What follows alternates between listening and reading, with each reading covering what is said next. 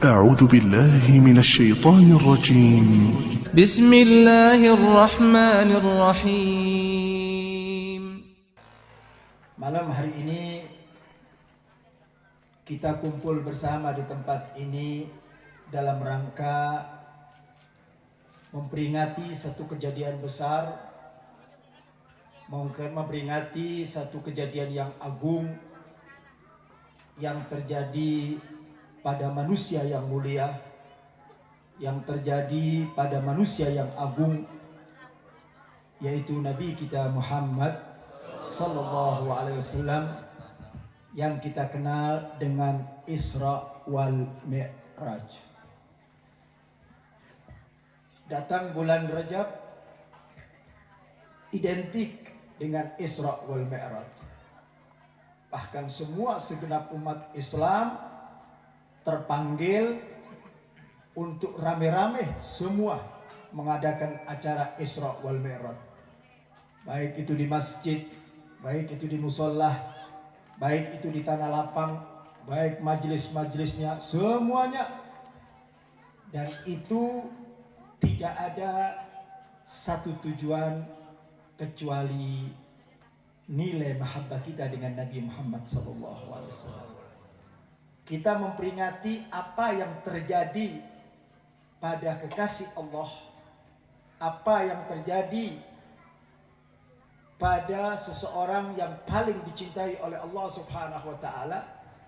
Maka kita pun terpanggil untuk mengabadikan dan sekaligus memperingati apa-apa yang terjadi pada diri Nabi kita Muhammad sallallahu alaihi wasallam.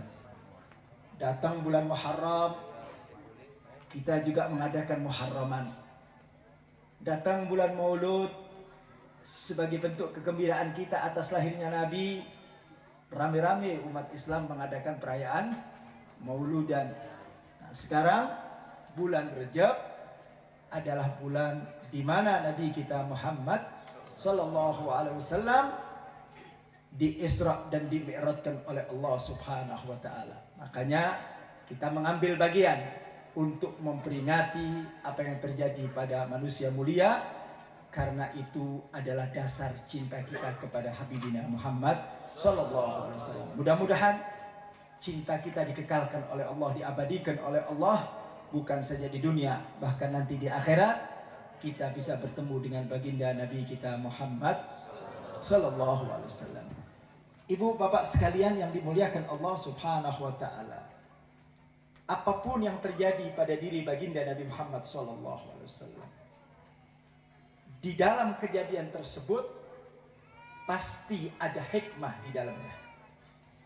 Pasti ada pembelajaran di dalamnya, yang mana tujuannya agar kita umat Nabi kita Muhammad sallallahu alaihi wasallam mengambil pelajaran tersebut, mengambil hikmah tersebut, sehingga kita mendapatkan sesuatu yang bermanfaat, yang akan menghantarkan kita kebahagiaan dari dunia sampai akhirat. Di dalam beberapa kitab, di antaranya kitab Adz-Dzikrayatul Munasabat karya Sayyid Muhammad bin Alwi Al-Maliki rahimallah rahmatal abrar.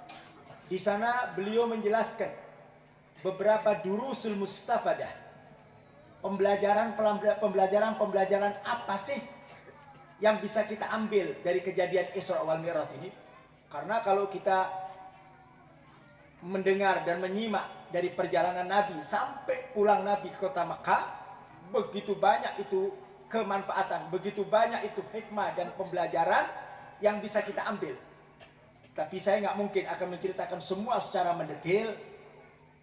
Barangkali saya akan mengambil sedikit saja dari hikmah Isra wal Mi'raj baginda Nabi kita Muhammad sallallahu alaihi wasallam, supaya kita pulang dari tempat ini mendapatkan oleh-oleh.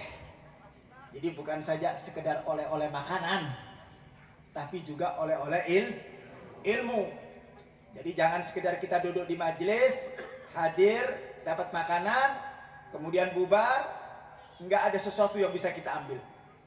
Makanya kadang-kadang sering saya singgung, Kita ini berkali-kali menghadiri majelis, berkali-kali menghadiri tabligh akbar, berkali-kali menghadiri pengajian, tapi karena tidak ada yang dibawa pulang dari pengajian tersebut, sehingga tidak ada perubahan dalam kehidupan kita.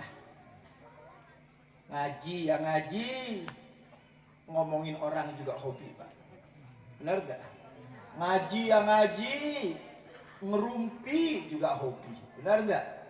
Hadir kita pengajian, tapi Masya Allah, yang bohong tetap bohong, yang mencuri tetap mencuri, yang suka ngomongin orang tetap ngomongin orang. Kenapa?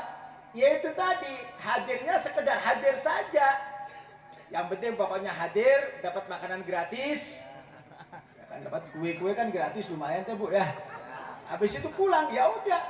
Nanti ketika ditanya, tadi teh ajengan teh ngomong naon, kiai tadi ngomong naon, masa bodoh teuing, yang penting pokok dapat makanan selesai pulang. Itu tradisi kita seperti itu, kebanyakan seperti itu. Makanya begitu kita pulang, kita nggak tahu, tidak membekas apa sih ilmu yang bisa kita ambil. Kita ini bukan 10-20 kali hadir pengajian, ribuan kali hadir pengajian. Tapi pertanyaannya berubah tuh. Nah itu kan. Orang kalau sakit, dikasih obat, insya Allah sembuh. Kenapa? Karena obatnya diminum. Tapi kalau ada orang sakit, dikasih obat, tapi obatnya nggak diminum, sembuh tuh Pak? Ya tetap aja sakit, obatnya ada, tapi nggak diminum. Nah pengajian juga begitu. Dia dengarkan ilmu, tapi dia tidak praktekkan dalam kehidupannya. Sehingga apa yang dia dapatkan dari ilmu tersebut tidak ada manfaatnya. Yaitu tadi, hadir pengajian tetap, maksiat juga tetap jalan. Benar Bu, ya. Jadi nggak ada perubahan. Nah itu nggak boleh terjadi Pak. Kita kalau ingin jadi orang baik, makin kita dekat dengan majelis, makin baik. Kita makin dekat sama orang soleh, belajar untuk jadi orang soleh. Makanya pengajian seperti ini, dengarkan baik-baik, pahamkan, kemudian yuk kita mulai dalam kehidupan kita mempraktekkan ilmu yang kita paham. Insya Allah. Siap dengar semuanya Bu? Belum ngantuk kan? Belum. Saya tahu kalau belum ngantuk, karena kalau ngantuk kerudungnya agak miring-miring dikit. Kalau sudah kerudungnya miring terus nyender ke tembok, biasanya langsung molor. Benar gak? Sekarang kelihatan bedaknya tuh masih utuh gitu. Tapi 10:30 bedaknya teh goler semua. Benar tak? Sekarang masih boleh lah, masih lumayan cantik-cantik, lumayan lah gitu. Nanti begitu 10:30 jadi nenek-nenek kita nih Pak. Tapi alhamdulillah kalau pengajian jam segini tak enak. Jadi supaya masih fresh dulu ya, belum ngantuk kan? Nah, jadi kalau selesai sekitar jam 1 kuat kan? Tapi malah nggak kuat. Baik, hadirin wal hadirat yang dirahmati Allah Subhanahu Wa Taala, saya akan mencoba mengambil pelajaran daripada kejadian Isra wal Mi'raj baginda Nabi kita Muhammad Sallallahu Alaihi Wasallam. Sebagaimana kita ketahui bersama, bahwasanya setiap nabi dan rasul itu diberikan sesuatu oleh Allah, yang mana sesuatu itu untuk menguatkan kerasulannya. Jadi ketika Allah mengutus seorang rasul, maka rasul tersebut diberikan sesuatu oleh Allah agar masyarakat itu meyakini bahwa dia adalah seorang rasul. Apa itu? Itu namanya mukjizat. Makanya setiap rasul itu pasti diberi mukjizat sama Allah. Tujuannya apa? Ketika umat itu diajak untuk kembali kepada Allah, kemudian dia tidak percaya, dia tidak mengakui bahwa orang tersebut adalah seorang rasul utusan Allah, maka dikeluarkanlah senjata. Senjatanya namanya mukjizat. Untuk apa? Untuk memberikan sebuah keyakinan kepada umat, keyakinan kepada jamaahnya bahwa dia adalah seorang rasul. Jadi setiap rasul itu pasti punya mukjizat, karena itu yang akan memberikan jawaban nanti kepada umatnya. Sebab umat ini bakal bertanya, kalau Anda adalah utusan Allah, apa kelebihannya? Kalau utusan Allah nggak punya kelebihan, Kalau utusan Allah itu biasa-biasa saja, maka itu yang menjadikan orang nggak percaya kalau dia adalah seorang rasul. Jadi utusan Allah itu harus mempunyai satu kelebihan, yaitu namanya mukjizat. Dan itulah yang diberikan oleh Allah kepada para nabi dan rasul. Saya kasih satu contoh. Nabi Allah Musa diberikan oleh Allah mukjizat ketika dikejar-kejar oleh Fir'aun, mau dibantai, mau dibunuh. Akhirnya Nabi Allah Musa bersama santri-santrinya, bersama pengikutnya lari sampai di ujung lautan, sudah tidak ada jalan. Di situ Nabi Allah Musa mengeluarkan mukjizatnya. Diketuklah tungkat beliau sehingga lautan tersebut terbelah menjadi dua, sehingga kaumnya Nabi Allah Musa bisa melintasi dan selamat daripada kejaran Fir'aun. Pernah juga Nabi Allah Musa ketika dihadapkan oleh para penyihir Fir'aun menghadirkan para penyihir ya, untuk menunjukkan kemampuannya. Setelah dikumpulkan semua penyihir, dipanggil Nabi Allah Musa untuk diajak tanding dengan penyihirnya Fir'aun. Beda kalau sihir. Kalau sihir teh datangnya dari juri. Nah, sihir santet teh begitu, Bu, ya. Tapi kalau yang namanya mukjizat datangnya dari Allah. Begitu para penyihir Nabi Allah, begitu para penyihir Fir'aun ya, melontarkan tongkatnya dan menjadi ular-ular kecil, maka Nabi Allah Musa mampu menandingi mereka. Diketoklah tongkat daripada Nabi Allah Musa sehingga menjadi ular yang besar dan memakan semua ular-ular kecil, ular-ular penyihir daripada Fir'aun tersebut. Itu adalah bagian daripada mukjizat. Nah, sekarang kita bicara tentang mukjizat Nabi Muhammad SAW. Isra wal Mi'raj ini bagian daripada mukjizat. Yang namanya mukjizat, pahamin, Bu, yang namanya mukjizat sesuatu yang dikatakan syai'un khariqul adat, sesuatu yang di luar akal manusia.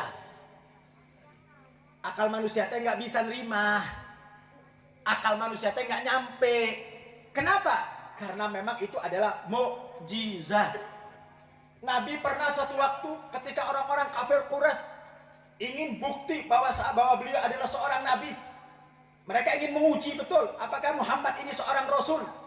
Maka orang-orang kafir Quraisy pada saat itu meminta bukti dari Nabi. Apa yang dia minta bukti? Nggak tanggung-tanggung, saudara. Apa yang dia minta? Ya Muhammad, itu bulan, tolong kamu belah jadi dua. Masya Allah. Itu kalau zaman sekarang untuk membuktikan kebesaran kiai suruh buktikan begitu, mending nggak jadi kiai. Benar tak? Pakai ajengan minta bukti. Kalau benar-benar bapak teh ajengan, saya tolong buktikan teh. Nah, rumah belah jadi dua, repot. Benar nggak? Kalau orang dulu teh luar biasa, Bu. Jadi nggak gampang nerima. Kalau semua kiai teh diminta pertanggungjawaban seperti itu, insya Allah nggak ada orang jadi kiai, Pak. Habib aja kalau ada orang tanya, Habib mau ada pengajian, tapi syaratnya Habib keluarkan mukjizat, nggak datang saya, Pak. Benar tak? Diundang suruh mengeluarkan mukjizat, emang nggak punya mukjizat, ya. Tapi Nabi kita Muhammad Sallallahu Alaihi Wasallam, begitulah orang-orang kafir ingin membuktikan, dibelah sama Nabi, betul ditunjukkan sama Nabi dengan satu jemari, Nabi belah itu bulan, satu sebelah kanan, satu sebelah kiri, Masya Allah. Begitu dibelah selesai, apa kata orang-orang kafir? Ya Muhammad, sekarang satuin kembali. Disatuin lagi sama Rasulullah. Nyatu lagi, Pak. Masya Allah. Itu pun masih belum percaya.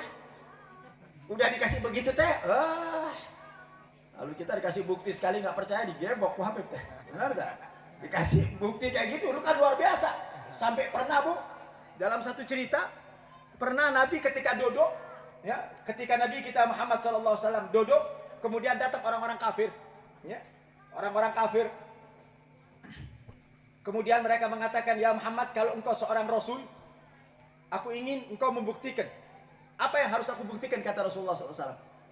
Di depannya itu ada pohon besar, ada pohon besar. Orang-orang kafir bilang, ya Muhammad, coba kamu panggil pohon tersebut. Masya Allah. Kamu panggil. Kita kalau ke Mekah ada namanya Masjid Syajarah. Itu masjid kejadian di tempat itu. Itu orang kafir, Bu, minta bukti sama Nabi. Supaya pohon tersebut datang ke Nabi. Tapi dengan catatan, kata orang-orang kafir, jangan semua yang datang, separuh aja. Masya Allah. Mendatangkan aja udah repot, pakai separuh lagi. Jadi separuh daripada pohon biar jalan ke Nabi, yang separuh biar netep di tempatnya. Jadi mereka kepingin tahu betul, bener nggak ini seorang Rasul. Maka dengan mukjizatnya Nabi belah itu pohon dengan tangan, kemudian separuh dipanggil ku Nabi. Maka separuh tersebut jalan merangkak dengan akarnya sampai berjalan terus di hadapan Nabi. Allahumma sholli wa sallim wa barik. Masya Allah. Begitu separuh sudah datang, Pak. Itu orang-orang kafir udah mulai takjub, kaget nih, luar biasa. Mereka masih kurang puas. Apa kata mereka? Ya Muhammad, kalau sekarang sudah engkau sudah panggil, datang di hadapanmu. Nah sekarang balikin ke sana lagi. Kurang ajar tuh. Udah disuruh datang, suruh balikin lagi. Begitu dibalikin sama Nabi, balik. Dengan harapan apa? Kalau mereka sudah melihat mukjizat Nabi, mereka bisa masuk Islam. Begitu Nabi bilang, balik ke tempatmu. Balik itu pohon merangkak dengan akarnya, balik di tempatnya. Tep. Begitu balik, Nabi mengatakan, apakah kamu sudah percaya bahwa saya seorang Rasul? Apa kata orang kafir? Luar biasa sihirmu ya Muhammad. Sihir? Masya Allah. Memang dasarnya belum dapat hidayah, Pak. Benar tak? Orang kalau belum dapat hidayah, walaupun ditunjukin apapun nggak bisa. Belum dapat hidayah. Hidayah itu cuma milik Allah. Ya, walaupun itu dikeluarkan semua sama Nabi, mukjizat-mukjizatnya. Tapi karena memang belum dapat hidayah. Tetapi yang akan kita bahas di sini adalah bagaimana seorang Rasul diberikan mukjizat. Artinya apa? Mukjizat itu di luar akal sehat. Jadi kalau sudah berbicara tentang mukjizat, jangan pakai akal. Makanya kalau kita mau bicara tentang Isra wal Mi'raj, akalnya ditaruh di comberan heula. Paham tuh? Akalnya ditaruh di comberan. Sebab ini berbicara tentang iman. Berbicara tentang iman. Bukan lagi berbicara tentang akal. Karena yang namanya mukjizat tidak bisa ditalar oleh akal. Akal nggak bisa nerima. Nanti kita sering katakan, nggak masuk akal. Kita ini kadang-kadang hidup kan sering ngomong begitu, Pak. Orang miskin, kepingin kaya, nggak masuk akal. Mau kerjaan kamu kerjaan security, mau jadi orang kaya, tuh kan suka gitu, Pak. Ya kan? Kita sering kadang-kadang maaf, kerjaan kita ojek, tapi kita punya keinginan, pingin beli rumah, pingin beli mobil, nggak masuk akal. Kan kita sering ngomong begitu. Nah dijawab di dalam kejadian Isra Mi'raj ini dijawab oleh Allah Ta'ala.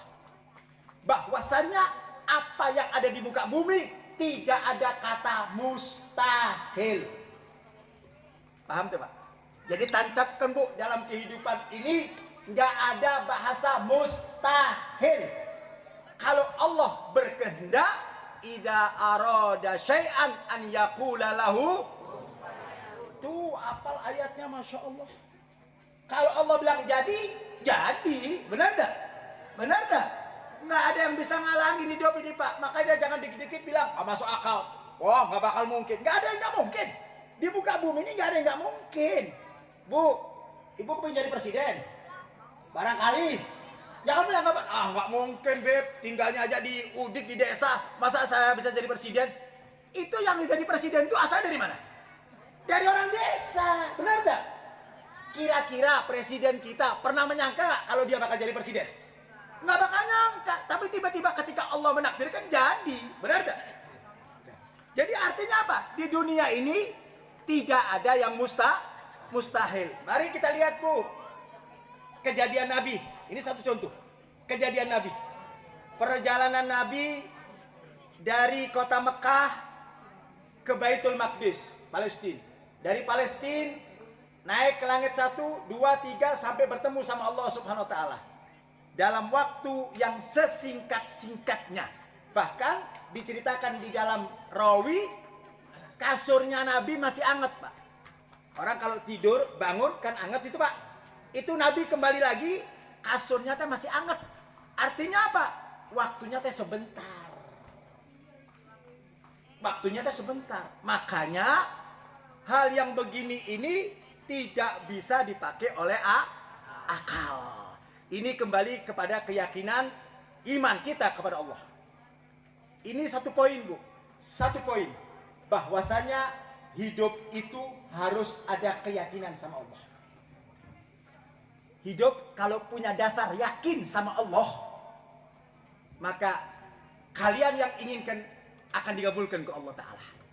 Nggak usah peduli. Yang penting ya yakin. Kita ini kurang yakin sama Allah Ta'ala. Ini yang jadi masalah. Kita ini kurang yakin. Saya kasih satu contoh. Pak, yang nanggung rezeki kita siapa? Yang ngasih rezeki kita siapa? Yakin tuh? Yakin tuh. Kalau sudah yakin jangan ketergantungan sama manusia. Benar tuh? Jangan bodoh sama manusia. Jangan kita menganggap, oh saya kalau nggak kerja sama orang ini teh saya nggak bakal makan. Tuh kan. Saya teh kalau dikeluarkan dari pabrik ini saya nggak bakal makan. Tuh. Saya kalau nggak kerja sama orang ini nggak bakal makan. Yang ngasih makan itu siapa? Allah. Manusia teh cuma perantara. Paham tuh, Bu? Manusia teh cuma perantara. Tapi hakikatnya yang memberikan adalah Allah. Keyakinan ini yang harus kita tancapkan dalam kehidupan, Pak.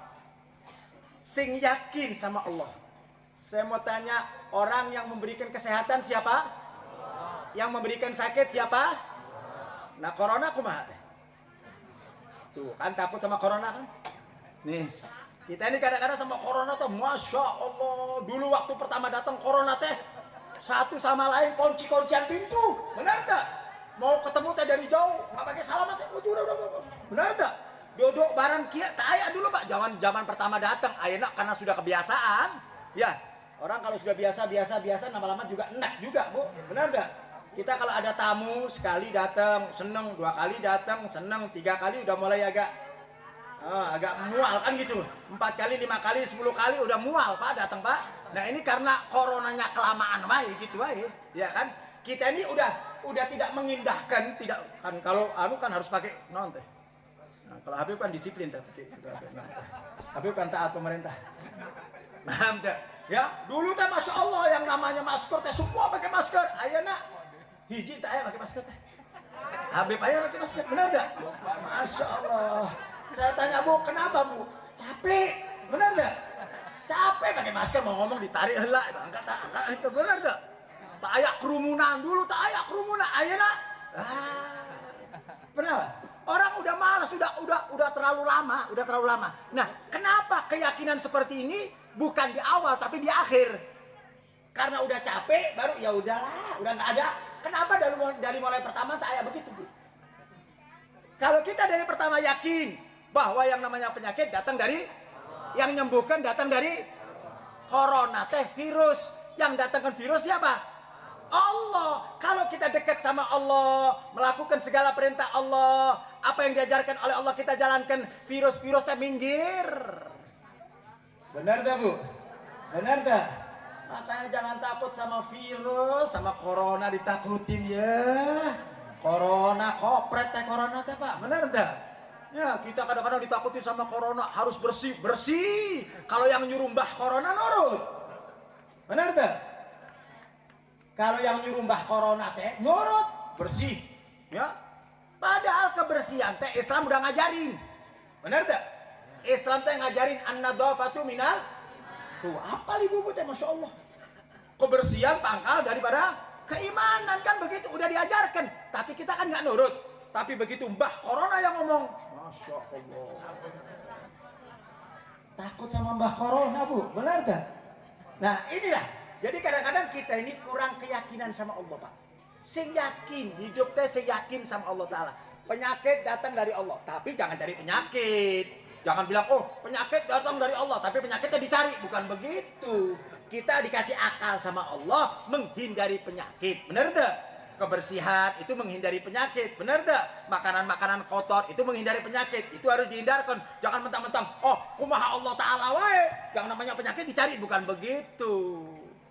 Saya punya teman Pak. Ketika saya ngomong masalah keyakinan penyakitnya dari Allah, udah pokoknya tuh kumaha Allah Ta'ala beb, penyakitnya datang dari Allah. Ngomongnya sambil megang rokok. Penyakitnya kumaha dari Allah. Ini gelo yang begini tuh Pak.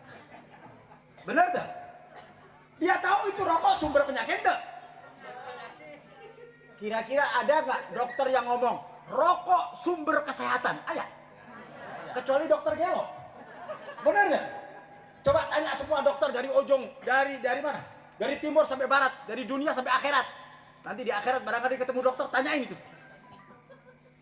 Ada nggak kira-kira satu dokter yang mengatakan rokok adalah sumber kesehatan, rokok menjadikan jantung bagus, rokok liver, ada nggak gitu? Semua orang mengatakan rokok itu berpenyakit. Ini yang rokok entong tersinggung Pak, entong tersinggung. Ini saya lagi ngambilin contoh gitu loh, paham tuh? Bu. Bapak ngerokok tuh Bu? Hah? Masya Allah. Ibu yang bagian beli rokoknya? Sama Pak. Kalau ada istri bilang cinta sama suami, tapi giliran suami minta rokok dikasih, berarti istri teh nggak cinta sama suami Pak. Nah teh buru-buru modar. Benar teh? Jadi kalau ada istri ngebeliin rokok sama suami itu nggak cinta. Justru seakan-akan cepet-cepet kamu rokok yang banyak, habis itu berangkat. Barangkali ibu ada simpenan yang lain kali. Gitu. Benar teh Pak? Kita tahu, nah itu namanya sengaja nyari penyakit. Sudah tahu rokok itu berpenyakit, sepakat semua dokter berpenyakit, tapi dia mengatakan, kumaha Allah Ta'ala. Gelo yang begitu teh. Itu namanya penyakit dicari, kemudian nggak begitu caranya. Hindari penyakitnya dulu, habis itu usahanya minta sama Allah. Jadi ada yang namanya ikhtiar, ada yang namanya tawakal. Bu, paham tuh? Bu, itu di belakang paham tak mangkut-mangkut teh. Jadi ada usaha terlebih dahulu, ada ikhtiar. Jangan mentang-mentang penyakit dari Allah, kumaha Allah, enggak. Kurangin rokoknya, berhenti rokoknya, baru insya Allah saya. Jadi ada usaha. Nah, jadi keyakinan itu diiringi dengan ikhtiar. Makanya pembelajaran yang paling prinsip di dalam Isra wal Mi'raj ini, Nabi mengajarkan, Allah mengajarkan kepada kita tentang keyakinan. Oh, hidup ini kalau yakin sama Allah, hidup teh kecil Bu. Hidup teh gampang, hidup teh mudah, hidup teh enak. Kalau ada orang mengatakan hidup teh liar, hidup teh mumet, hidup teh kepala pusing. Kenapa? Karena dia tidak mengenal Allah. Prinsipnya itu, karena dia tidak mengenal Allah. Kalau dia kenal sama Allah, yakin sama Allah, hidup teh mudah. Hidup teh mudah, Bu. Kita ini kadang-kadang terlalu memprioritaskan kehidupan. Yang dipikirkan teh kehidupan. Hidup teh di dunia teh sementara. Entong ribet ngurusin dunia. Paham tuh Bu? Entong ribet ngurusin dunia, ujung-ujung nate modar. Benar tuh? Lagi kenceng-kencengnya di dunia, mending kalau dapat, belum dapat modar lah. Benar tak? Kadang-kadang sudah dapat modar, nggak bisa dinikmatin Pak. Benar tak? Jadi kalau urusan dunia teh enteng-enteng saja, enteng-enteng aja urusin dunia. Makanya saya bilang orang hidup di dunia teh yang santai aja, yang tenang aja. Nah orang yang santai, yang tenang itu manakala dia hidup di dunia dilandasi dengan keyakinan, yakin. Ini yang diajarkan dalam Isra Mi'raj. Kita nganggap sesuatu yang tidak masuk akal, tapi kalau Allah menghendaki, Nabi Muhammad cukup diambil ke Allah Ta'ala, diperjalankan oleh Allah Ta'ala dari Mekah ke Baitul Maqdis, kemudian sampai naik ke Sidratul Muntaha, sampai bertemu dengan Allah, dan dikembalikan lagi ke Mekah dalam waktu yang sesingkat-singkatnya. Buat Allah itu kecil. Benar tak Pak? Buat Allah itu semua kecil. Kalau Allah menghendaki, apa yang tidak bisa terjadi? Habib, saya kepingin jadi orang kaya. Bisa. Nggak ada yang mustahil. Yang kaya saja bisa jadi miskin kok. Yang kaya saja bisa jadi miskin. Bu, jangan dikira orang kaya teh nikmat. Tong dikira begitu. Bayangan kita kan, Orang kaya tuh, wah, kita ini kadang-kadang menginginkan sesuatu yang kita tidak tahu bahwa sesuatu itu bukan merupakan jaminan kebahagiaan seseorang. Benar tak Pak? Orang kaya belum tentu seneng. Bu, pingin kaya, pingin miskin Bu? Tuh kan, nafsu kaya. Padahal orang kaya tuh belum tentu seneng. Apa dikira terus orang kaya seneng? Ibu-ibu teh seneng, lebih seneng dari orang kaya. Benar tak? Kita nggak tahu Pak. Masalahnya problem orang kaya teh, banyak sekali Pak. Benar gak? Belum, orang kaya teh banyak pikirannya, banyak penyakitnya. Saya teh punya kenalan orang kaya teh banyak Bu, banyak. Masya Allah, uangnya teh miliaran. Tahu miliaran tuh? Pernah lihat gak? Karena juga orang miskin. Benar gak? Masya Allah. Oh, dikira senang, dikira bahagia orang miliaran. Ya Allah. Saya banyak punya teman orang miliaran Bu, tapi sakit, mau? Hah? Miliaran tapi stroke, mau? Masya Allah, miliaran tapi nggak bisa tidur, mau? Nggak bisa makan kecuali bubur, mau? Orang kaya teh kaya, makan teh bubur, mending bapak semua tadi lubuk. Benar dah? Benar dah? Gehu dimakan, semuanya disikat, benar dah Pak? Orang kaya teh kalau mau tidur repot, ibu teh ya Allah nempel ngegoler hilang. Benar teh Bu? Jadi bukan merupakan jaminan. Kita ini jangan berpikir sesuatu menurut akal kita. Lihat kenyataan yang ada. Makanya orang kalau hidup itu dengan dasar yakin sama Allah Ta'ala, hidup teh nikmat, hidup teh enak kalau kita yakin sama Allah Ta'ala. Apa yang kita lakukan? Yakin. Kalau kita menyandarkan hidup kepada Allah, maka hidup di dunia tidak ada itu kalimat tidak bisa, tidak mampu, mustahil, itu nggak ada. Kalau Allah mau membalikkan keadaan manusia, hitungan menit Pak, hitungan menit. Benar nggak Bu? Ibu sekarang begini teh duduk seret, besok dirubah tek jadi menteri keuangan, bisa tuh Bu? Mau jadi menteri keuangan tuh Bu? Bisa. Ya Allah, tong kayak menteri agama, menteri agama. Ya agama, menteri keuangannya, menteri agama liar tuh. Ya, benar tuh. Paham tuh? Ya. Jadi semuanya itu Bu bisa terjadi, tapi syaratnya kitanya sama Allah teh yang beres. Jangan kita yakin sama Allah, tapi kita tidak menjalankan perintah Allah. Nabi Muhammad SAW, manusia paling yakin sama Allah. Tidak ada manusia paling yakin melebihi Nabi Muhammad. Tapi beliau menjalankan apa yang datang perintah dari Allah Subhanahu wa Ta'ala. Jadi logikanya kieu Bu, jangan kita menancapkan keyakinan kepada Allah sementara kita nggak taat sama Allah, nggak bisa. Jadi caranya taat dulu sama Allah, nanti di sana ada sebuah keyakinan. Nah, kalau keyakinan itu ada, maka di sana Allah akan memberikan bantuan. Semuanya dimudahkan urusan Allah Subhanahu wa Ta'ala. Jadi sekali lagi, bahwasanya pembelajaran yang ada di dalam Isra dan Mi'raj adalah mengajarkan keyakinan kita kepada Allah Subhanahu wa Ta'ala. Yakin tentang kehidupan. Bu, kita jangan terlalu banyak berpikir tentang kehidupan yang bersifat sementara saja. Kita ini kadang-kadang dikasih sakit, riweuh. Dikasih sehat, riweuh. Dikasih anak, riweuh. Nggak dikasih anak, riweuh. Dikasih jodoh, nggak dikasih jodoh.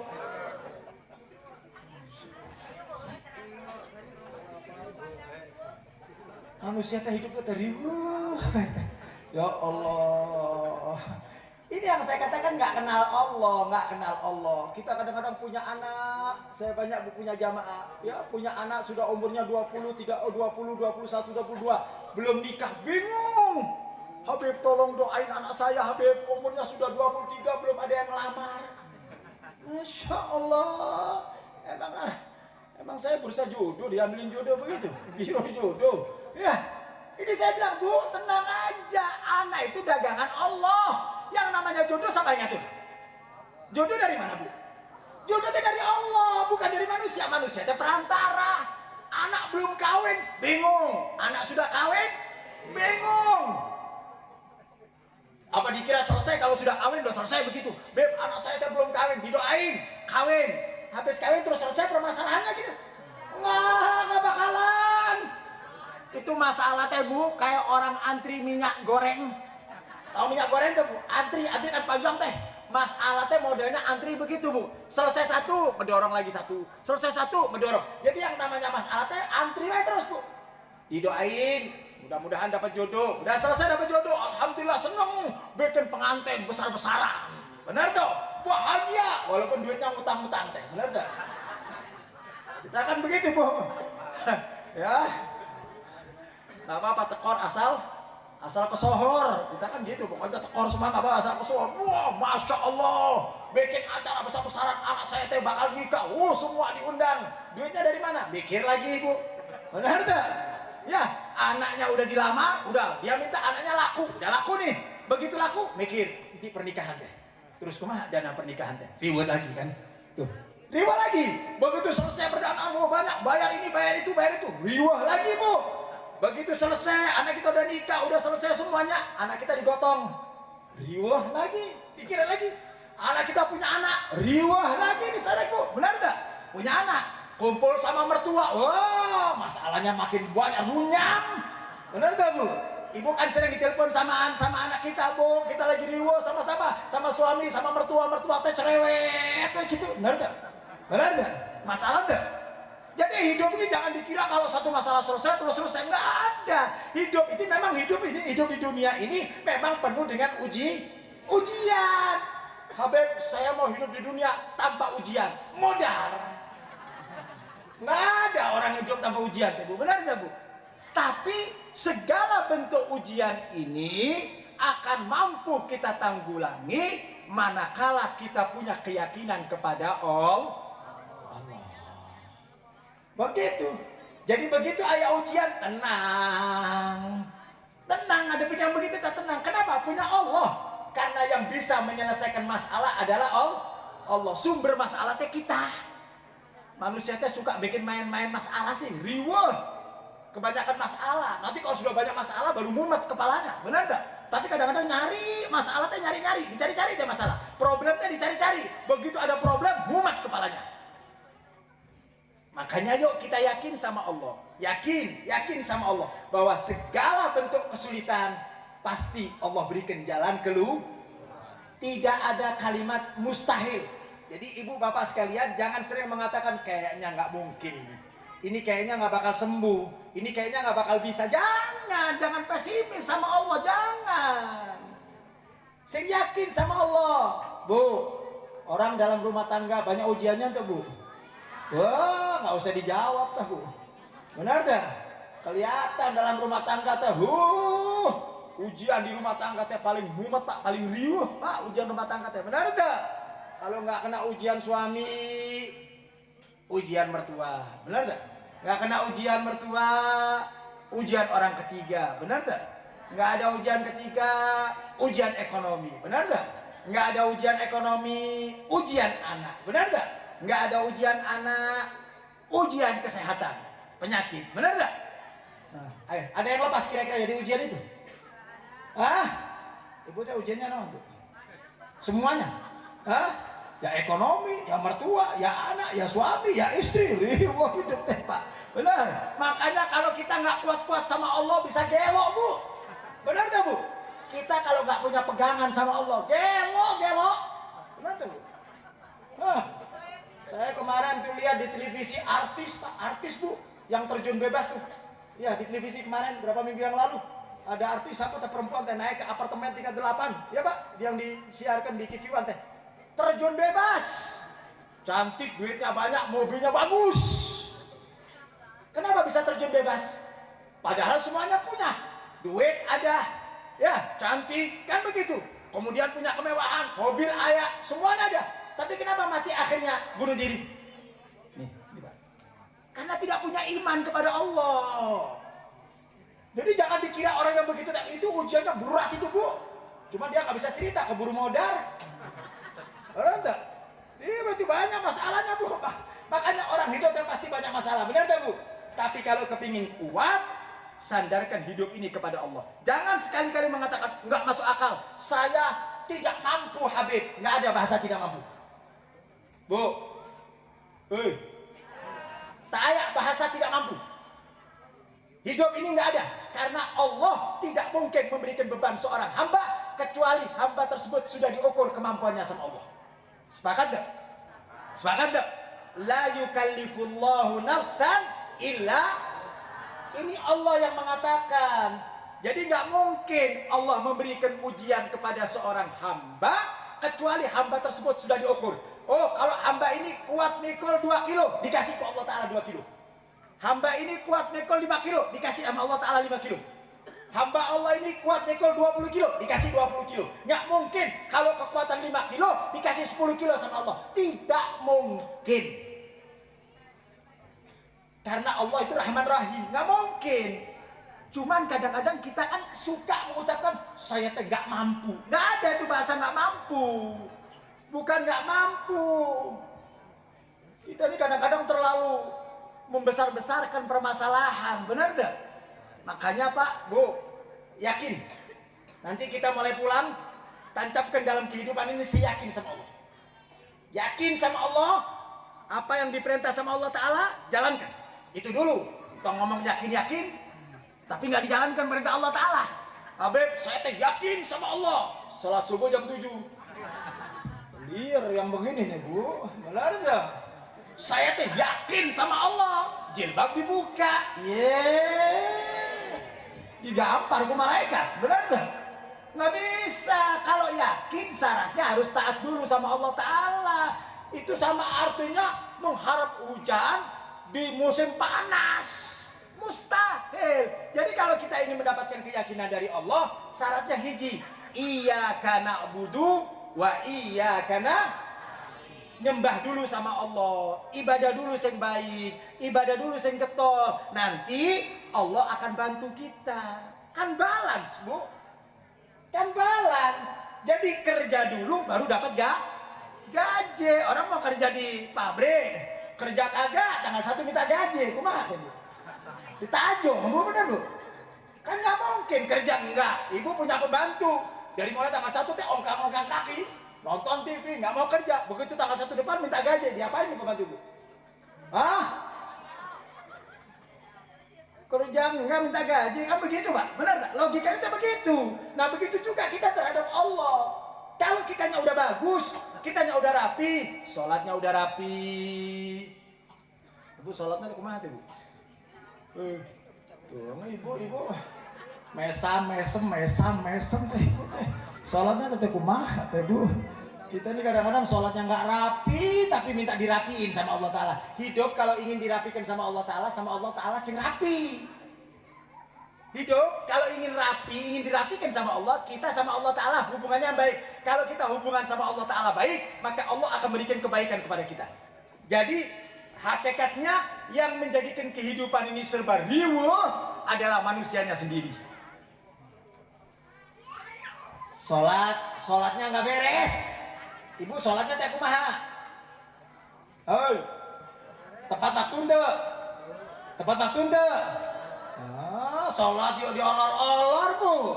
Ibu doa juga diolor-olor ke Allah Ta'ala. Ibu minta ini, bapak minta ini, ibu minta ini. Tapi sholatnya nggak rapi, sholatnya diolor-olor.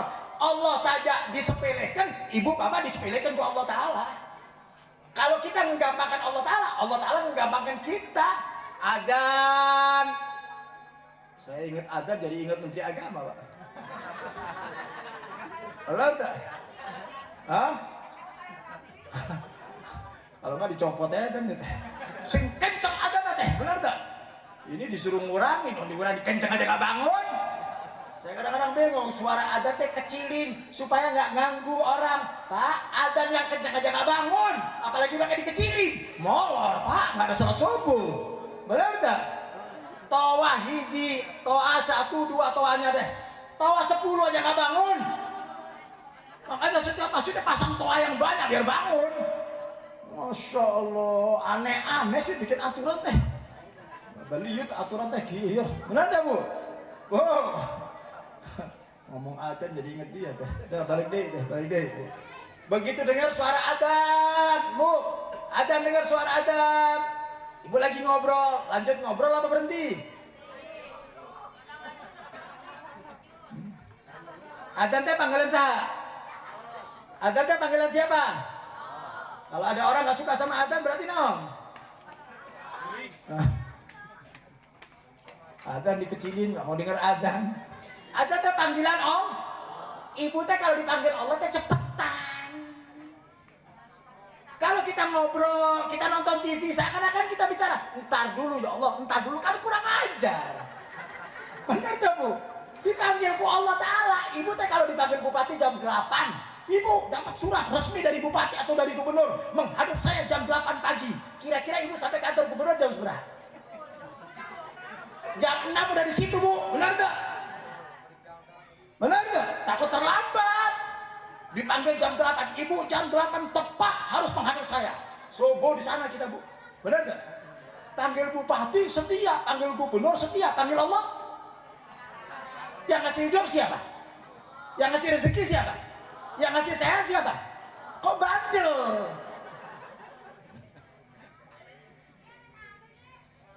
Kita ini ngatur hidupnya salah Pak, ngatur hidupnya teh salah. Makanya hidup kita teh babeliut.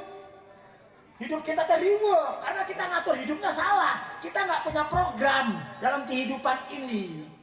Kalau kita punya program dalam kehidupan ini dan kita mengenal Allah, hidup ini nyaman. Hidup ini enak. Walaupun sebanyak apapun masalah dan problem yang kita hadapi, manakala kita mendekatkan diri kepada Allah, masalah sebesar apapun, Allah akan berikan kemampuan untuk menghadapi masalah tersebut.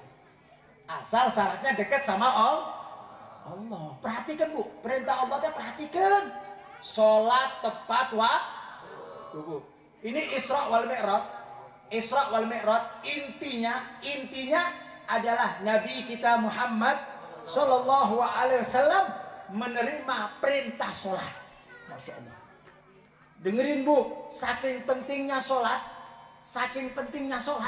sampai Nabi kita Muhammad Sallallahu Alaihi Wasallam dipanggil langsung oleh Allah untuk menghadap Allah. Tidak ada satu perintah yang langsung datang, yang langsung dipanggil. Gak ada Bu. Perintah sholat lewat malaikat Jibril, perintah haji lewat malaikat Jibril, perintah puasa lewat malaikat Jibril. Semua perintah-perintah lewat malaikat Jibril. Giliran perintah sholat nggak pakai lewat malaikat Jibril. Masya Allah. Nggak pakai Pak. Langsung Nabi dipanggil oleh Allah untuk menerima perintah sholat. Berarti kira-kira sholat ini penting nggak Bu? Penting nggak sholat Bu? Makanya kata Nabi, man aqamaha faqad aqamad din wa man tarakaha faqad hadamad din. Siapa orang yang mendirikan sholat, maka sungguh dia telah mendirikan agamanya. Dan siapa yang meninggalkan sholat, maka sungguh dia telah menghancurkan agamanya. Nabi yang mengatakan Bu. Nah kalau kita perhatian sholat, nanti Allah akan perhatikan nama kita. Coba mulai besok sholat tepat waktu. Bisa tuh. Kalau ngomong tuh paling cepet ya Bu. Ibu lagi serius nonton sinetron tuh, adzan, kumaha sinetron adzan. Tuh kan benar. Kalau ditinggalkan ceritanya jadi nggak ketahuan Bu ya. Mau jadi bengong nanti Bu ya. Masya Allah, kalau bengong kan kita repot Bu ya. Masya Allah, diperbudak sama sinetron Bu. Masya Allah, sampai adzan sinetron didahului sinetron, benar gak? Berarti sinetron lebih penting dari. Jawab apa Bu? Sinetron lebih penting dari adzan, katanya tadi panggilan Allah. Sinetron itu non. Sinetron tadi. Itu beneran bohongan? Ibu kok mau dibohongin begitu? Masya Allah. Sinetron bohong-bohongan, teh ibu serius. Lihat artis nangis, ibu mewek. Yeay. Artis mewek dapat duit, ibu dapat naon? Benar gak? Benar gak? Kita kalau nonton sinetron kan begitu Bu. Serius sinetron teh, wah tegang teh. Sampai mertua jalan gak kelihatan. Suami manggil, bu bikinin kopi, gak kedengaran juga. Dasar istri gelo yang begini teh. Benar gak Bu? Udah fokus nonton sinetron, udah wah kelihatan banget. Suami teriak-teriak, bu gak dengar. 10 kali baru dengar. Minta dilempar sandal yang begitu teh Bu. Benar gak? Padahal yang kita lihat sinetron, ibu tahu sinetron teh bohong. Kenapa ditonton teh Bu? Ibu teh suka banget sama pembohongan teh, dibohongin begitu mau banget tuh. Udah tahu bohong, nangis ikut nangis, sedih ikut sedih, seneng ikut seneng, dapat naon teh Bu? Ibu teh dapat naon? Masya Allah. Paham Bu? Bu, paham tuh Bu? Jadi mulai besok sinetron sama adzan didoluin mana? Bener. Kalau didolun sinetron mudah-mudahan TV-nya disambar petir. Amin. Amin. Benar tuh? Amin. Hah. Belum lagi main HP. Benar tuh Bu? Ibu hobi HP tuh? Oh, di pengajian juga main HP. Benar tuh? Di pengajian Pak, ajengan ngobrol, ajengan lagi ceramah, dia tetap aja main HP. Masya Allah. Begitu sudah selesai 1 jam ngobrol, teh selesai. Udah selesai cepet amat. Bukan cepet amat, ya mainan HP. Oh, Masya Allah. Udah tua-tua main HP lagi, Masya Allah. Benar tak Pak? Jujur aja kita dari mulai pagi teh HP, yang dipegang sore HP, malam HP, terus weh. Yang ditonton naon nih? Bohong deh. Hei, nonton naon teh? Sinetron, nonton naon? Facebook, Instagram, benar tak? Ibu-ibu teh punya Instagram. Pasang status. Ih. Masya Allah. Sehingga gerak-geriknya teh mau kemana? Ke kebun binatang, bikin status kebun binatang, jajar sama binatang teh. Masya Allah, kemana-mana bikin status, bikin Instagram. Buat apa? Benar tak? Hidup teh manfaatkan, hidup teh manfaatkan. Jangan dihabiskan kita punya umur untuk sesuatu yang gak manfaat. Belajar yang betul, ibadah yang betul, ngaji yang betul, sholat yang benar. Kita ini bakal mati, bakal kembali ke Allah Ta'ala. Entong hidup diurusin yang gak penting. Paham? Ibu punya HP itu? Kasihkan HP dong. HP mana sekarang HP nanti? Masya Allah. Ibu-ibu sekarang beli HP model yang baru, Oppo. Masya Allah. Benar tak? Pak, tong dibeliin tang. Ibu-ibu tong dibeliin HP Pak. Wah, biar Pak. Masya Allah, suami di kantor, ibu-ibu teh main HP di rumah. Wah, belum lagi chatting teh. Nah, teh. Wah, lagi di mana kamu? Waduh, Masya Allah. Itu kalau ada chatting Bu berjam-jam. Berjam-jam nanti ketawa sendiri. Kayak orang gelo. Lihat berita teh ketawa sendiri. Itu. Udah, bukan saya ngelarang HP. Silakan untuk sesuatu yang manfaat, silakan. Pasang HP misalnya ada tulisan Al-Quran, baca Yasin, mangga, silakan. Saya nggak ngelarang. Tapi dipakai untuk mendekatkan diri kita kepada Allah. Jadi keyakinan kita akan tumbuh manakala kita punya kedekatan sama Allah Ta'ala. Jadi kalau kita nggak dekat sama Allah Ta'ala, nggak taat sama Allah Ta'ala, terus tiba-tiba timbul keyakinan, itu keyakinan bohong. Jadi keyakinan itu harus diiringi dengan ketaatan. Dikir sama ngomongin orang, banyak mana? Tuh, ada yang ngejawab ibu teh kalau ini. Dikir sama ngerumpi, banyak mana?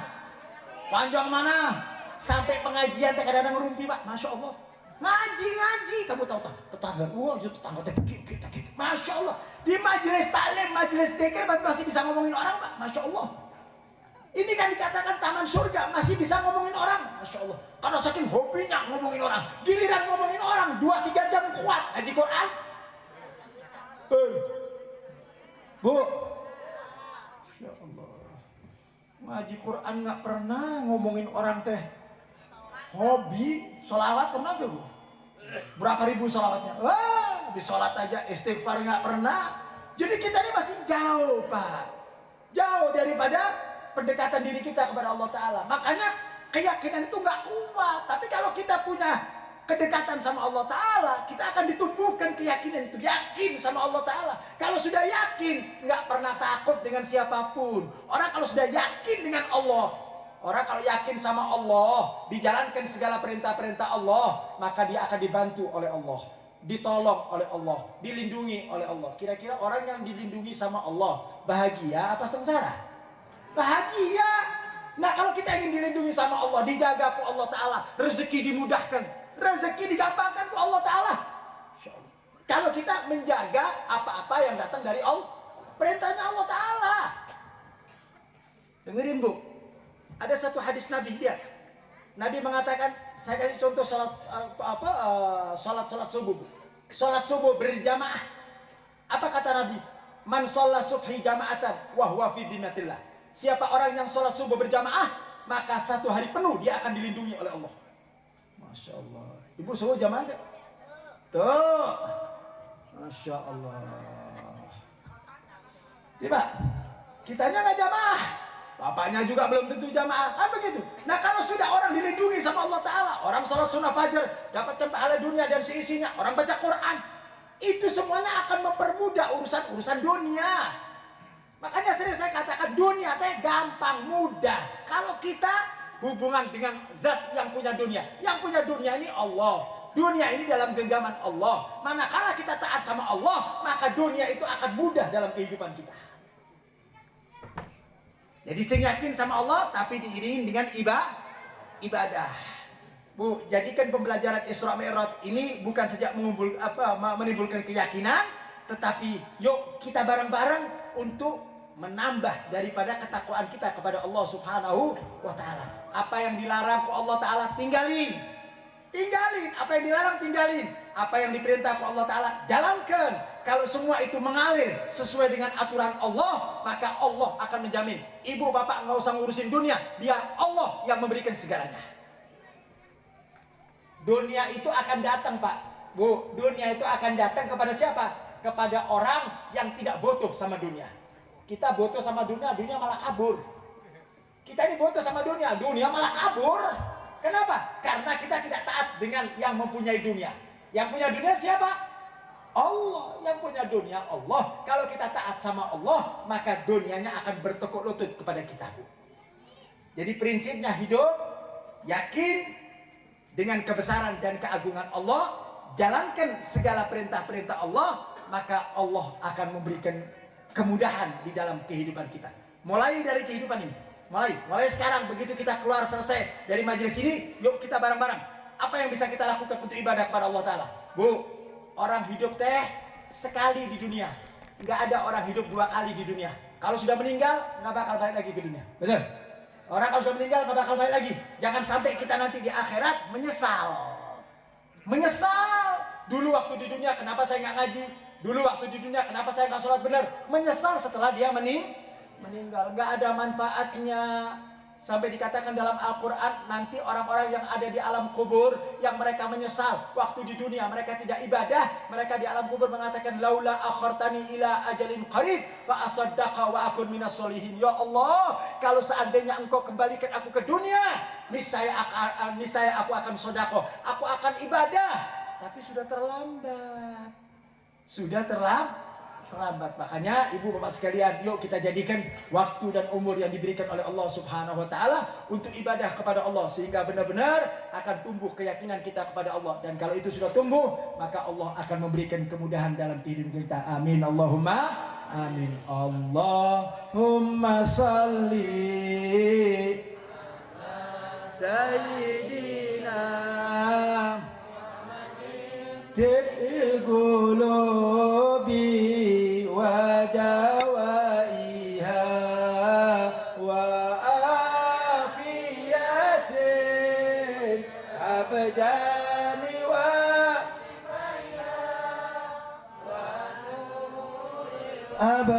absari wa diyaiha wa ala alihi wa sahbihi. Angkat suaranya. Allahumma sholli Allah Muhammadin wa jawaiha wa abdani wa nuril wa diyaiha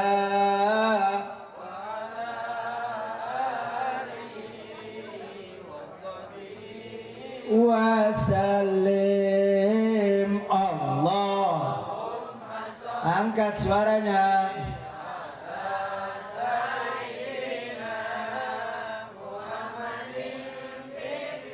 Qulubi wa dawaiha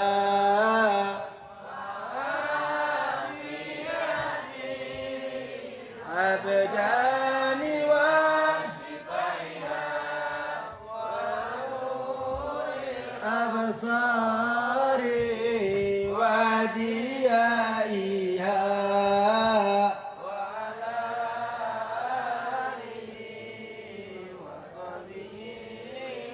Sekali lagi. Allahumma salli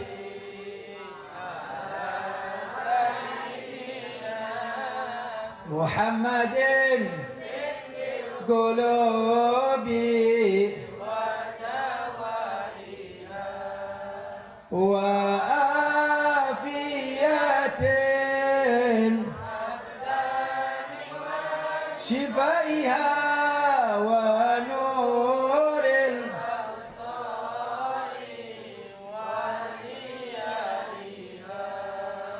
wa ala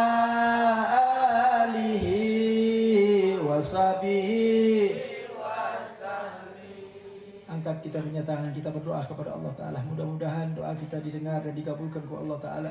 Bismillahirrahmanirrahim. Alhamdulillahi Rabbil Alamin. Hamdan syakirin, hamdan na'imin, hamdan yuafi ni'amahu yukafi mazidah. Ya Rabbana lakal hamdu kama yanbaghi li jalali wajhika wa li azimi sultanik. Allahumma salli wa sallim wa barik ala sayyidina Muhammad وعلى آل سيدنا محمد اللهم اجعلنا هذا جمعا مرحوما وتفرقنا من بعده تفرقا معصوما لا تجعل فينا سقيا ولا محروما اللهم اعد حاجتنا يا الله حاجة الدنيوية بالميسرة وحاجة الأخروية بالمغفرة سالمين غانمين محفوظين مرزوقين في خير ولطف عافية يا الله يا رحمن يا رحيم بجاه حبيبنا محمد. Di barakah Sayyidina Muhammad, turunkanlah rahmatmu di tempat ini ya Allah. Turunkanlah barakahmu di tempat ini ya Allah. Janganlah kita keluar dari tempat ini kecuali Engkau sudah ampuni dosa-dosa kami ya Allah. Jangan Kau keluarkan kami dari tempat ini ya Rabb kecuali Engkau sudah angkat kedudukan dan derajat kami ya Allah. Ya Allah ya Rahman ya Rahim, penuhi segala hajat-hajat kami ya Allah. Yang hadir pada malam hari ini ya Allah mempunyai hajat yang banyak ya Allah. Jangan Kau sia-siakan hajat mereka ya Allah. Yang sakit mudah-mudahan Allah sembuhkan ya Allah. Yang punya masalah, yang punya problem mudah-mudahan Allah angkat kesulitannya ya Allah. Ya Allah ya Rahman ya Rahim, mudahkan segala urusannya ya Allah. Gampangkan segala rezekinya ya Allah. Berikan kepada kita rezeki yang halal, rezeki yang mudah, rezeki yang gampang, rezeki yang barakah, rezeki yang bisa mendekatkan diri kita kepada Allah ya Rabb. Ya Rabb, ya Allah, ya Rahman, ya Rahim. Berikan kebahagiaan kepada keluarga kami ya Allah. Berikan kesenangan kepada keluarga kami ya Allah. Jadikan keluarga kami keluarga yang sakinah, mawaddah, warahmah. Ya Allah, jadikan anak-anak kami anak-anak yang soleh dan soleha ya Allah. Ya Rabb, panjangkan usia kami dalam taat kepadamu ya Allah. Ya Allah, ya Rahman, ya Rahim, berkahi kami di bulan Rajab dan Sya'ban ya Allah. Dan pertemukan kami dengan bulan suci Ramadan dalam keadaan sehat ya Allah. Berikan kami ketemu dengan bulan suci Ramadan ya Allah dalam keadaan sehat wal afiat ya Allah. Berikan kami panjang umur, sehat wal afiat ya Allah. Ya Allah, jadikan majlis ini surga kami ya Allah. Jadikanlah majlis ini surga kami ya Allah. Jadikanlah majlis ini surga kami ya Allah. Dan matikan kami dalam keadaan husnul khatimah. Husnul khatimah. Husnul khatimah. Rabbana atina fid dunya hasanah wa fil akhirati hasanah wa qina adzabannar. Wa sallallahu ala sayyidina Muhammadin nabiyil ummi wa ala alihi wasallam. Walhamdulillahi rabbil alamin. Bisirril Fatihah.